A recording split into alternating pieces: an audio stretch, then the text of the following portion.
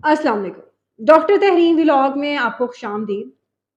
बहुत सारी डेवलपमेंट्स हैं, इतनी ज़्यादा डेवलपमेंट्स हैं कल के दिन के हवाले से कि समझ नहीं आ रही कौन-सा मौज़ू सबसे ज़्यादा अहम है। बहरहाल वन बाय वन शुरू करते हैं। इमरान खान साहब ने हामिद खान को अपना वकील क्यों मुकर्रर किया है?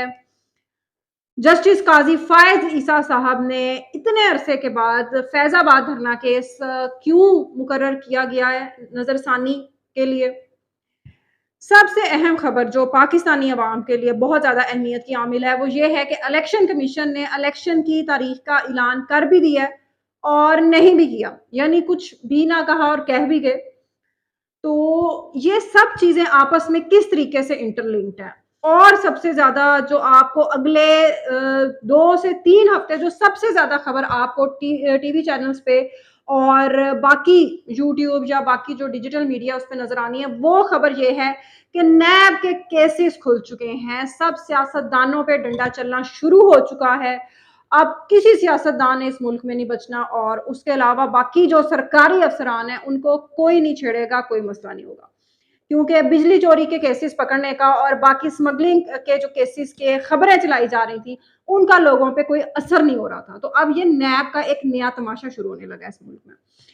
और जो सबसे ज़्यादा शर्म की बात है, और सबसे ज़्यादा शर्म की बात ये है कि जिस उमर-अता बंदयाल के 14 मई के इलेक्शन के फैसले पर ज़रा-सा भी उसमें दिलचस्पी नहीं दिखाई गई और सियासतदानों के ज़रिए, मुस्लिम लीग नून के वुज़रा के ज़रिए ख़ास तौर पर उस फैसले का तमाशा बना दिया गया। हालाँकि बात तो 90 दिन के इलेक्शन की कोई ऐसी गलत बात भी नहीं थी, लेकिन उस फैसले का मज़ाक बना दिया गया सियासतदानों को इस्तेमाल करके। और अब उसी उमर-अता बंदयाल का फैसला है और उस पर इतनी तेज़ी से अमल दरामद हो रहा है कि उसके लिए फौज से हाजिर सर्विस और इंटेलिजेंस एजेंसीज यानी आईएसआई और आईबी और बाकी एजेंसी से हाजिर सर्विस और बावर्दी अफसरान को बुला लिया गया है नैब के केसेस के लिए। वाह, क्या बात है, क्या डेवलपमेंट है। अब पाकिस्तान को तरक्की करने से कोई भी नहीं रोक सकता।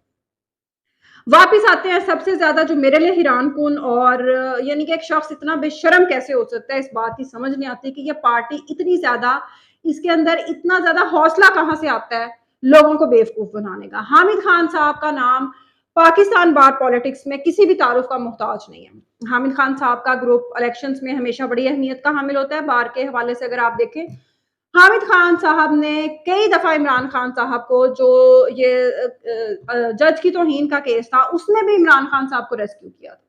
अब उनको इस्तेमाल करने का, बकरा बनाने का फिर एक उन्होंने मौका ढूंढ लिया। हालांकि यही हामिद खान साहब थे जो इमरान खान साहब को इक़्तिदार के दिनों में बता रहे थे कि आप ये चीज ना करें, आप वो चीज ना करें, आप गलत कर रहे हैं। तो उनको शो कॉज नोटिस कर दिया गया, ठीक है, 2020 में। और अब वही हामिद खान साहब हैं और अब चूंकि पता है कि काजी फायज ईसा साहब के साथ उनके अच्छे ताल्लुकात हैं, तो उन ताल्लुकात को इस्तेमाल करने के लिए इमरान खान साहब की लीगल टीम का उनको हेड मुकर्रर कर दिया गया, सरबराह मुकर्रर कर दिया गया। क्योंकि जो रेफरेंस इमरान खान साहब की हुकूमत में फाइल किया गया था उसमें हामिद खान साहब ही वकील थे काजी फायज ईसा साहब के, तो ये हमेशा से बहुत ज्यादा क्लोज रहे हैं। तो ये होती है सियासत, बेरहमी सियासत की, कि आपने ना कोई शर्म करनी है, ना आपने कोई हया करनी है, बस आपने अपना मतलब निकालना है और आपने निकल जाना। उसके बाद बात करते हैं जरदारी साहब की और चौधरी शुजात हुसैन साहब की मुलाकात हुई है जी लाहौर में।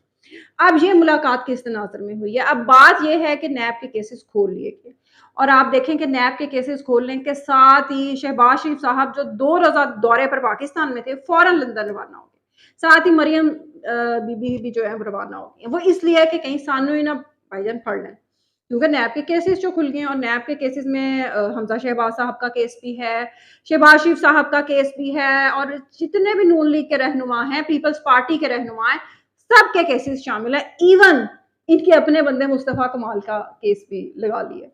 तो ये बोरियां भरकर गाड़ियों में वो सारा डाटा पहुंचाया गया अदालतों में।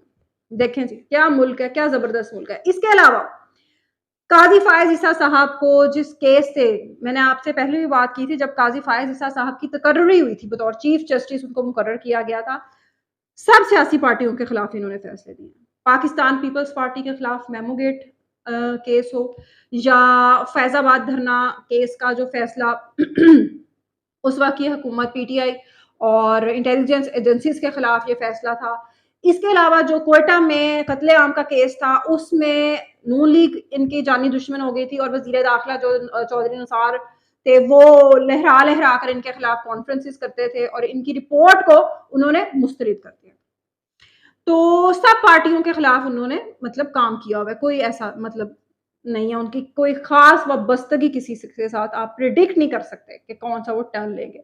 بہرحال فیض آباد دھرنا کیس کی اپیل نظر ثانی انہوں نے مقرر کر لیا اور اس بینچ میں جو بینچ مقرر کیا گیا ہے اس میں اطہر من اللہ صاحب اور جسٹس فاہد وحید ہیں, اور یہ دونوں ججز جو ہیں یہ جسٹس قاضی فائز عیسیٰ صاحب کے بہت کلوز ہیں.